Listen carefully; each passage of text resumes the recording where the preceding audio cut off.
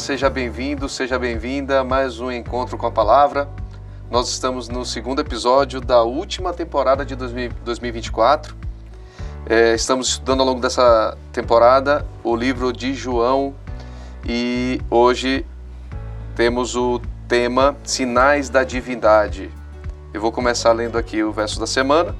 Em seguida eu convido a nossa amiga Rosângela, que está hoje com a gente, para fazer uma oração. O verso da semana está lá em João 11, 25 e 26, que diz o seguinte: Então Jesus declarou: Eu sou a ressurreição e a vida. Quem crê em mim, ainda que morra, viverá, e todo que vive e crê em mim não morrerá eternamente. Você crê nisto? Vamos orar.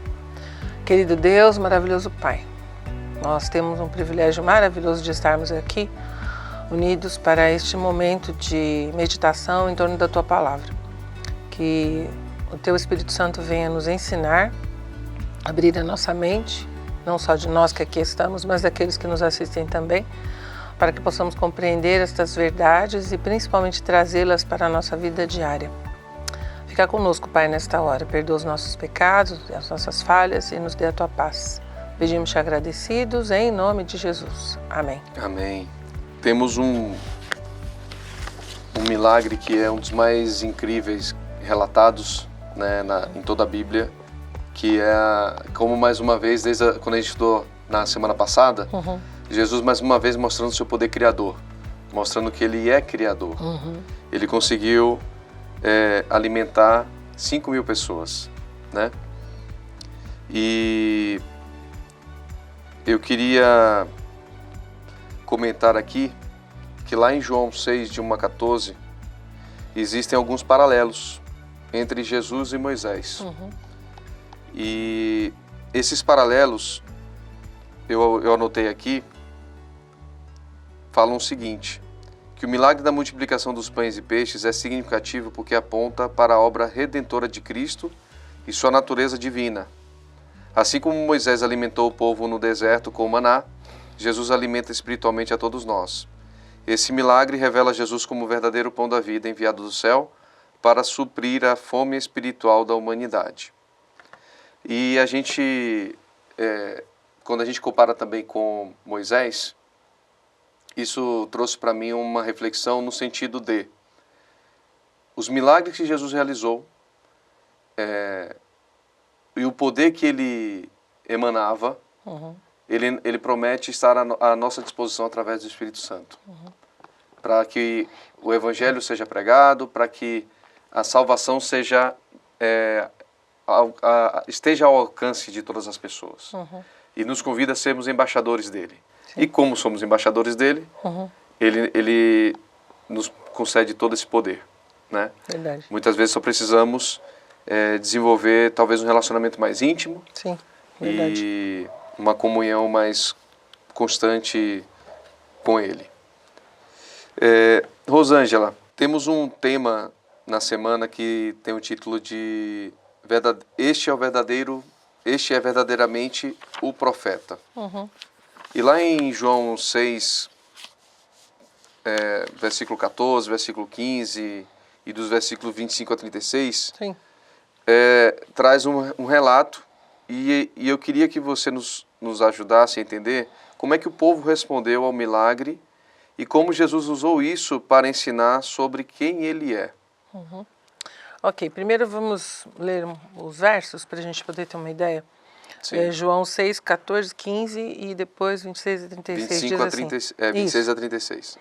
14 diz assim: Vendo, pois, aqueles homens o milagre que Jesus tinha feito, diziam: Este é verdadeiramente o profeta que devia vir ao mundo. Sabendo, pois, Jesus que haviam de arrebatá-lo para o fazerem rei, tornou a retirar-se ele só para o monte. Vamos parar só um pouquinho aqui nesses dois versos. É interessante que, quando a gente para pensar, como você falou, né, o milagre, ele foi realmente assim uma coisa impossível de ser escondida, porque eram 5.000 homens, sem contar mulheres e crianças, porque as mulheres e crianças não eram contadas, né? Então a gente deveria ter ali por volta de umas 15.000 pessoas naquela multidão. E 5 pães e 2 peixes para 15.000 pessoas. Um milagre tanto, né? Então quando eles observaram isso, eles tiveram, claro, essa postura. Não, ele realmente é um profeta. Esse é o profeta que devia vir. E alimentos frescos, né? E frescos, né? Não era um pão vencido, né? Um peixe estragado, não. Muito pelo contrário. E aí a gente vê, até no dia anterior, né, quando a gente fala aí sobre os paralelos que a gente vê entre Jesus e Moisés, ele é o pão que desceu do céu. Aquele maná que foi dado no deserto ao longo de 40 anos para o povo, as pessoas tinham que levantar cedo e o maná estava lá para eles recolherem. E eles tinham condições de se alimentar, de se manter vivos, ativos, com saúde, por conta do alimento que descia do céu. E aqui nós vemos Jesus fazendo, mais uma vez, um milagre, né? Semelhante ao que ele fez no passado. Então ele era semelhante a Moisés no sentido de ser realmente um grande profeta, de dar as condições para que eles pudessem continuar vivendo. E além disso, eu achei muito lindo aqui nessa parte, a primeira vez que a gente tem assim uma aplicação direta em relação à pessoa de Jesus, porque ele mesmo diz, eu sou o pão da vida. E, inclusive ele chega a dizer aqui, né, nesse texto, que olha, os pais de vocês comeram aquele pão no deserto e morreram. Mas esse pão aqui não. Quem comer vai viver para sempre. Viver para sempre. Então, assim, as pessoas reconheceram isso. Só que aí vem aquela questão. Mas se ele pode prover alimento, se ele pode curar os feridos, se ele pode restaurar todas as coisas, então ele tem que ser o nosso rei, ele tem que ser levado a essa posição rapidamente, porque nós precisamos que os romanos, né, saiam do nosso caminho. Então, e aí a gente viu aqui no verso 15, né? E ele sabia que eles queriam fazê-lo rei, então ele se retirou. Jesus, ele tinha assim, uma postura que é muito interessante da gente analisar, né? Ele não se deixava levar pelas circunstâncias, pelas situações, pelas pressões. Nós, seres humanos, somos muito levados pelas pressões, né? Pressão do grupo, né? É uma coisa muito forte, na nossa sociedade principalmente. E ele não. Ele sabia o que ele tinha vindo fazer. E ele não se desviava dos seus propósitos. Então, mesmo as pessoas querendo colocá-lo naquela posição, ele se retirou e foi para o monte. E, com certeza ele foi fazer o quê? Orar, que era o que ele mais fazia. Então, é interessante observar que, assim, mesmo que muitos até o reconheçam como Deus, como profeta, muitas vezes o que pesa é o pensamento ainda o material, né? Aquele pensamento voltado para o físico, não para o espiritual, né? E isso era um problema sério para eles e nos nossos dias não precisa nem falar, né? É exatamente o que está acontecendo também, né? É verdade. A gente precisa realmente ter essa conexão para a gente não perder o foco no que é realmente importante, né? Sim, exatamente. Ainda mais que a gente hoje tem tanta coisa que nos atrai, que é nos ofertado, né? Constantemente. Constantemente, exatamente. Isso pode nos desviar realmente do foco. Lá no próximo tema, temos uma história de que Jesus cura um cego de nascença, lá em João 9, de 1 a 16. E é interessante que naquela época eles atribuíam muito as doenças, principalmente as doenças de nascença, ao pecado dos pais, né? E nós sabemos que realmente algumas coisas acontecem por decisões nossas, alguns sofrimentos nós mesmos que colhemos a partir das nossas decisões. Mas nós percebemos nas Escrituras que os líderes, principalmente os fariseus, eles usavam isso como uma ferramenta de opressão, né? Como se eles não fossem pecadores também. Como se houvesse realmente uma classe diferente da outra. E Jesus mostra claramente que ele veio para salvar os pecadores. E se você não se considera pecador, ele não veio pode ser salvo. Não pode ser salvo. É verdade. Não é verdade? É verdade. E aí eu tenho uma pergunta que eu queria trazer para nós aqui, debatermos, e para os nossos amigos que estão nos assistindo. Será que a gente às vezes fica cego pelas nossas próprias crenças e tradições, a ponto de não enxergarmos verdades importantes? Será que estamos muitas vezes cheios de sabedoria, cheios de conhecimento teórico e nos colocamos num pedestal que está nos afastando de Deus e nos afastando das pessoas para quem Deus nos convida a atrair? Com certeza, porque o que acontece? Os próprios discípulos tinham essa visão equivocada, porque eles perguntam para Jesus, por que ele nasceu cego? A culpa é dele ou dos pais? Não é? Então tudo começa por aí, ele já tem aquela teologia, né, tosca, né? Porque eles acreditavam que todo pecado, aliás, nós sabemos, né?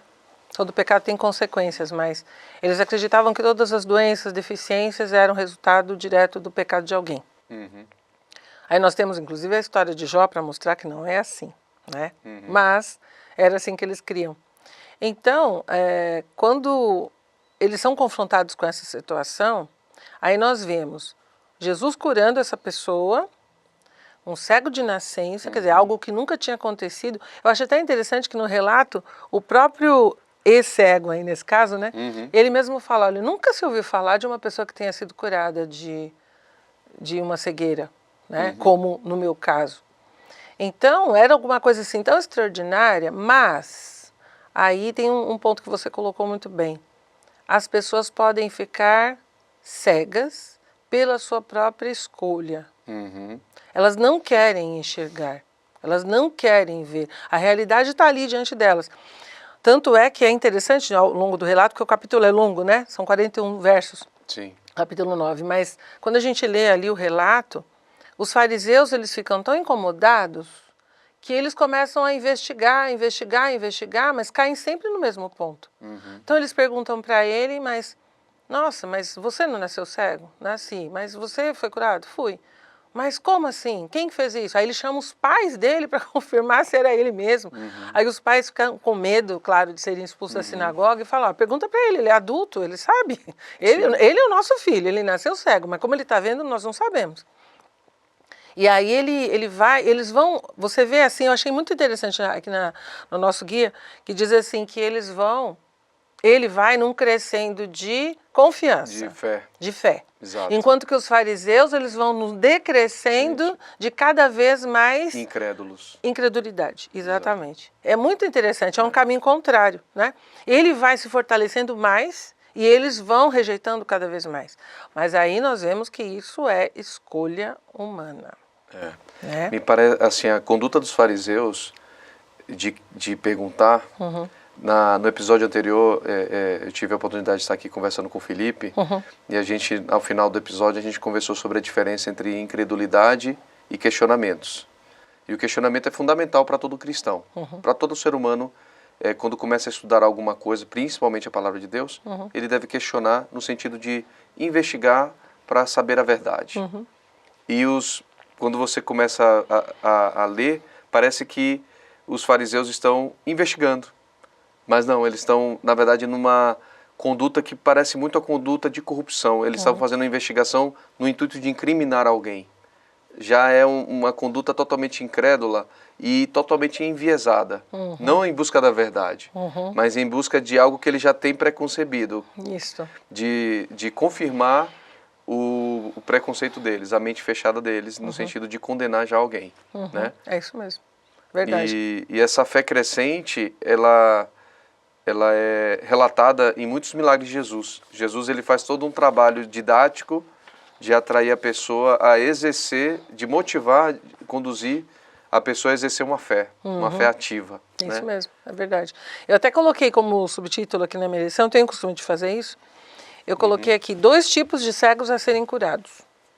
Porque na verdade você tinha ali um cego fisicamente e você tinha vários cegos espiritualmente. E Jesus, ele se propôs a fazer justamente isso, um milagre na vida de todo aquele que nele cresce, né? Como a gente vê lá em João 3,16, né? Ele veio para morrer por todos, não foi somente por alguns. Tanto pelos necessitados e oprimidos, quanto pelos opressores, né? Sim. Então a gente observa que foi um milagre assim tão gritante, mas eles optaram por não crer, por não aceitar o milagre. As provas de Jesus eram inequívocas, não havia sombra de dúvida quanto ao poder dele. Eles queriam atribuir de qualquer jeito, até na conversa com o cego eles falam, não, Ele deve fazer por obra do inimigo, né, de Satanás e tal. E eles falam, não, mas como assim? Quem que pode fazer coisas tão grandiosas se não for de Deus? Sim. Então as pessoas tinham essa noção muito clara, mas eles optaram por rejeitar. Eu achei interessante, até que no guia tem um verso que Paulo fala, né, lá em 1 Coríntios 1, 29, que ele diz assim, mas Deus escolheu as coisas loucas deste mundo para confundir as sábias, e Deus escolheu as coisas fracas deste mundo para confundir as fortes.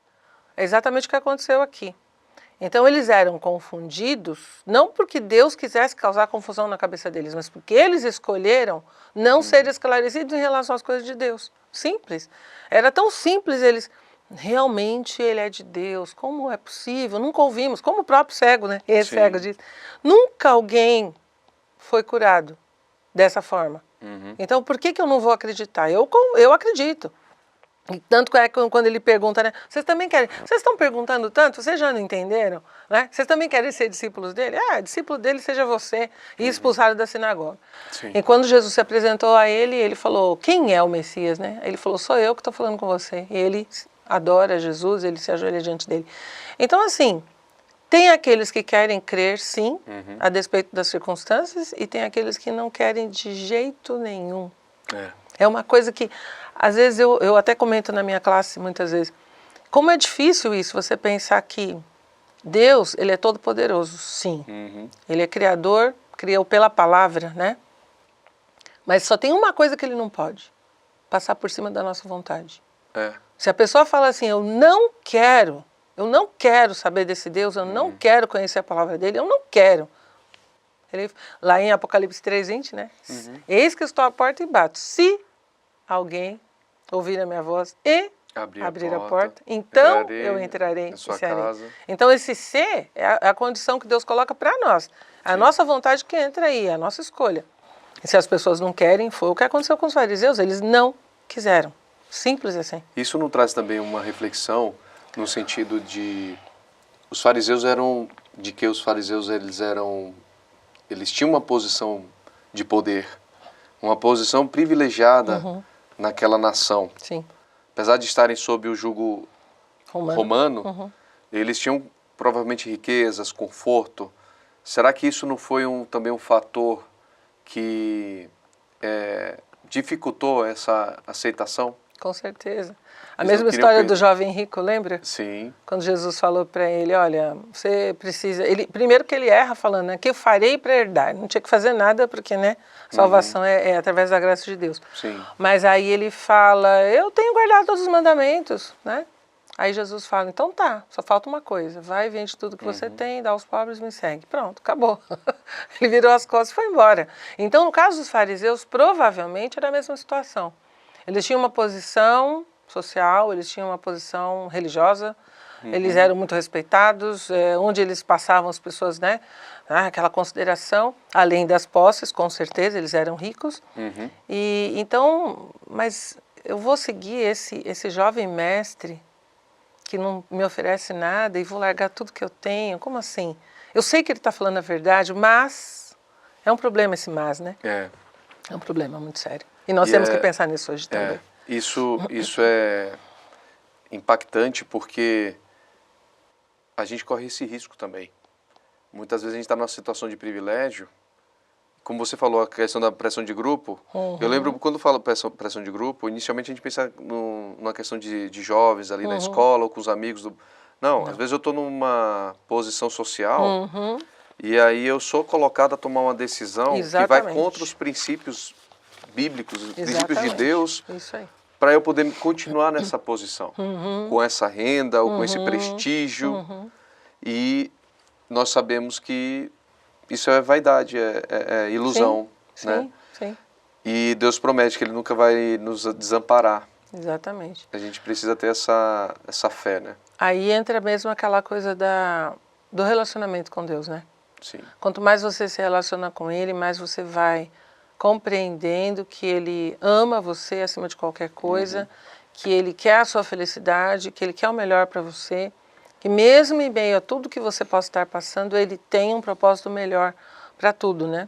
Infelizmente, aqueles doutores da lei que conheciam tão bem a lei, mas eles não aceitaram isso, eles não entenderam, eu diria assim, entenderam entre aspas, né?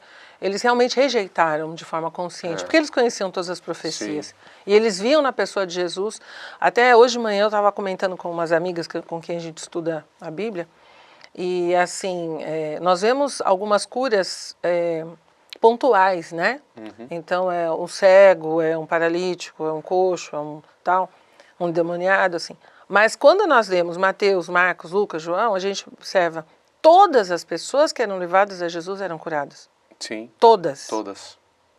Então, assim, eles tiveram inúmeras provas de que Jesus era o Messias. Sim. Isaías é claríssimo, né? Você pega o capítulo 53 ali, meu Deus, não tem o que falar. Eu não me recordo agora exatamente qual foi o milagre. Eu tenho a impressão que foi aquele, não sei se foi o centurião que levou a filha, que queria que Jesus curasse a filha. Mas eu lembro dele pedindo assim, Senhor, me ajuda na minha falta de fé. Isso, foi aquele homem que o filho era endemoniado. Pediu para os discípulos curarem e eles não puderam curar. Isso aí. Esse relato, e complementando com o que você falou, deixa muito evidente que, e mesmo assim ele obteve a cura. Sim, sim. Isso deixa muito evidente que a fé não é algo difícil e impossível. É uma decisão, é um passo. É um passo, não é uma maratona.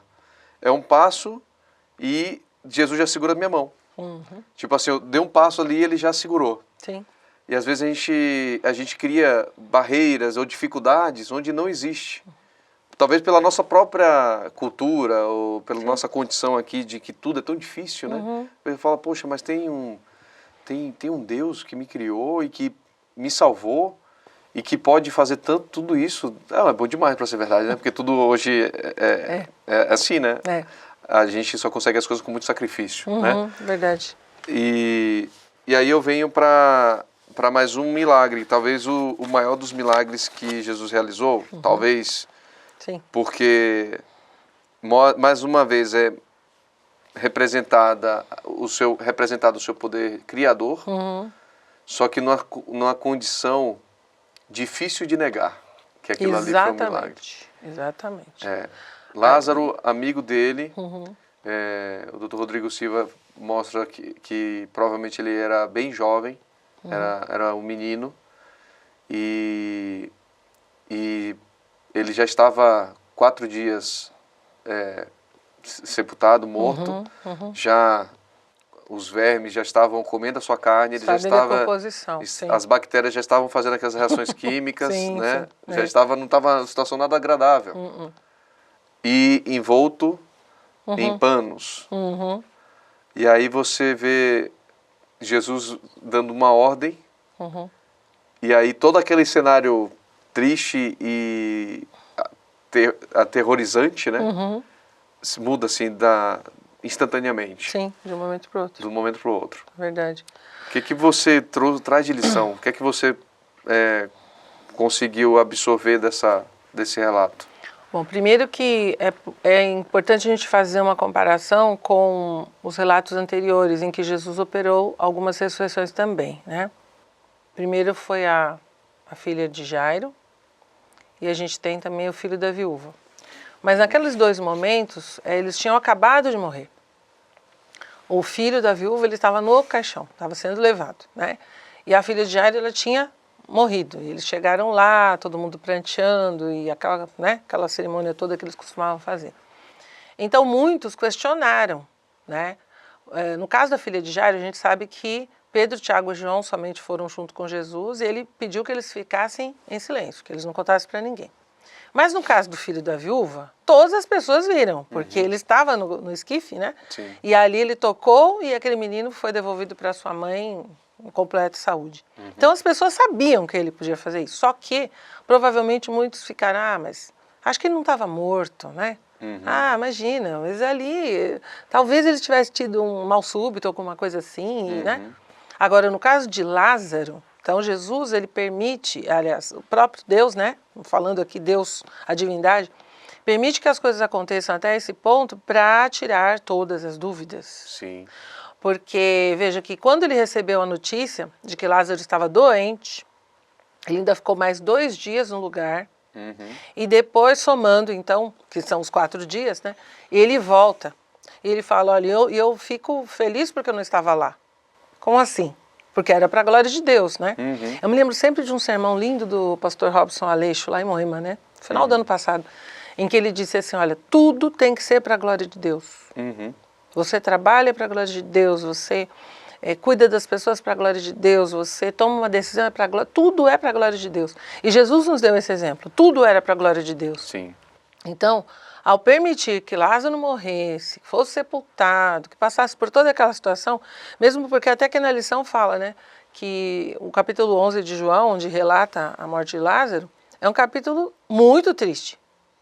É a doença, depois a morte, as irmãs chorando, o próprio Jesus chora. Sim. E ele sabia o que ele ia fazer, né? Mas ele chora, é interessante isso, né? Ele teve empatia. Exatamente, as pessoas, ele vendo, né? Até o texto fala, vendo ali a situação, as pessoas, as irmãs e tal, ele chora. Então, a gente percebe que Deus, ele sempre tem um propósito para todas as coisas.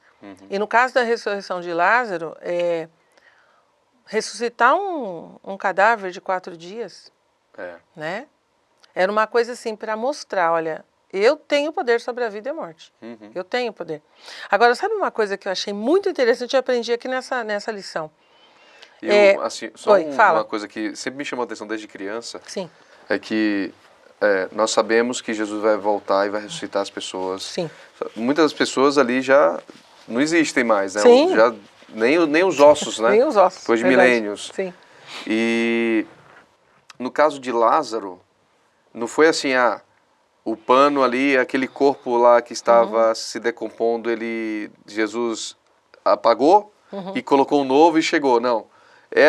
O mesmo. É o mesmo, ele saiu ali enrolado. Isso é algo assim que eu acho muito interessante. Sim, é verdade. Acho muito interessante. A gente sempre tem que parar para pensar que Deus é criador e Ele pode todas as coisas realmente, né? E fora a didática que a gente vê em todos os milagres, muitos são diferentes. Às vezes ele está curando a mesma doença, a cegueira, e em alguns casos ele só fala para levantar, outros casos ele toca na pessoa, outros casos ele faz algo diferente, ele cospe, põe faz o areia, lodo. É verdade. Cada um é de onde... É uma coisa que eu sempre comento também. É assim, eu vejo nesses milagres de Jesus e das várias maneiras, né, de cura, como sendo assim, um Deus que é muito pessoal. Exatamente. Sabe? É um Deus individual. Porque nós vivemos, por exemplo, personalizado. Nós vivemos uma cidade tão grande como São Paulo. Eu estava vindo para cá, né, venho da região ali da saúde. Aí você vem vindo, você vê aquela cidade tão grande, é tanto carro, tanta gente, e você fala, nossa, eu sou mais um no meio disso tudo, né? Mas para Deus não é assim. Nós somos muito especiais para Ele, cada um de nós. Sim. Tanto é que ele, né, a gente sempre tem que lembrar que Ele mesmo diz que até os fios de cabelo da nossa cabeça estão contados. Né? Mas deixa eu só comentar rápido essa coisa que eu achei interessante. A grande ironia que aparece nessa lição. Se Ele tinha poder sobre a vida e a morte, como Ele demonstrou ter, porque Ele falou, Lázaro vem para fora. Até uma vez eu ouvi um comentarista, teólogo, falando assim, se Ele não tivesse falado Lázaro vem para fora, todos os mortos daquela região iam ressuscitar. Porque o poder da palavra dele, ele direcionou. Você que tem que acordar. Lázaro, vem para fora. Né? E Lázaro veio. Ele tinha poder sobre a vida e sobre a morte. Aí você vê as pessoas tramando para matá-lo, para tirá-lo de cena. Olha a ironia da coisa. Chega a ser surreal. Assim. Então, quando ele falou assim, olha, eu vou ressuscitar dentro de 3 dias, e eles lembraram disso, né? Que lá na frente, quando a gente vê, depois da crucificação, eles correm lá para Herodes e para Pilatos e tal, e falam assim, olha, guarda o sepulcro daquele enganador, porque ele falou que vai ressuscitar em 3 dias. Olha, eles sabiam, né? Sim. Mas ele demonstrou para eles que ele tinha poder sobre a vida e a morte. Como é que eles podiam tramar para tirar a vida dele?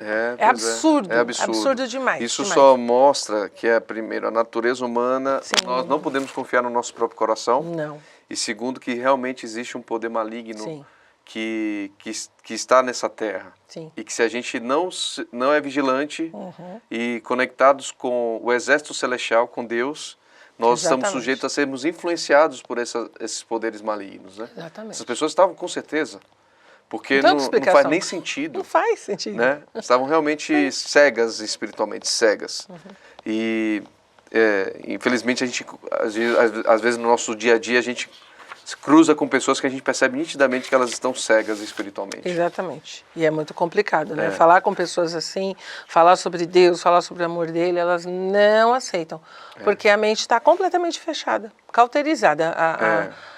A consciência totalmente cauterizada. É impressionante. Exato. Muito triste, né? Mas enfim. Então esse foi o auge, né, do tema da semana, Sim, a os ressurreição sinais de da Lázaro. divindade de Jesus. Nossa. Porque ficou muito evidente que Jesus era Criador, que Jesus Sim. era o Filho de Deus. Sim.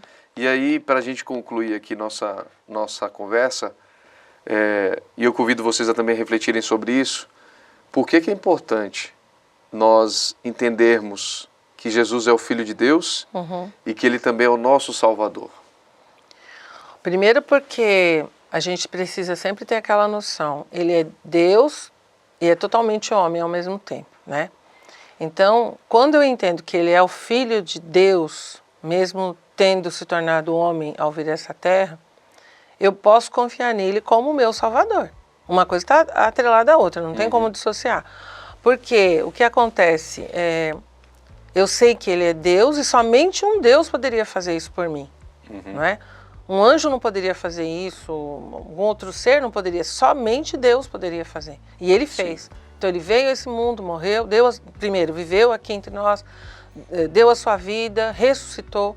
Então assim, a certeza que a gente tem, né, como diz a lição, os sinais da divindade dele mostram que a gente pode ter essa confiança de que ele é o nosso perfeito Salvador. Amém. Amém. Queridos, que Deus abençoe você, sua casa, nos abençoe, a gente possa ter um resto de sábado, se você está assistindo ao nosso programa agora, sábado pela manhã, de muita paz, de muita alegria, de comunhão com os amigos, com os irmãos, com a família, e que esses ensinos, essa fé possa brotar no nosso coração diariamente, e a gente possa confiar nesse poder que é abundante. Ele não tem reservas. O poder divino de Deus de nos salvar, de nos recriar a sua imagem e semelhança, principalmente o nosso caráter, que é o mais importante, ele está à nossa disposição. Amém. Você faz mais uma oração para concluirmos? Faço. Por favor. Querido Deus, maravilhoso Pai, mais uma vez nós nos colocamos diante da Tua presença agradecidos por esses momentos que passamos aqui meditando sobre a Tua palavra, meditando sobre os sinais da divindade de Jesus. Mais do que nunca temos plena certeza de que Ele é Teu Filho, de que Ele é Deus e mais do que tudo, muito em breve Ele voltará para nos buscar. Amém. Obrigada, Senhor, por essa esperança e mais do que tudo, uma certeza que temos através da Tua palavra. Fica conosco, te pedimos agradecidos em nome de Jesus. Amém. Amém. Nos encontramos no próximo Encontro com a Palavra.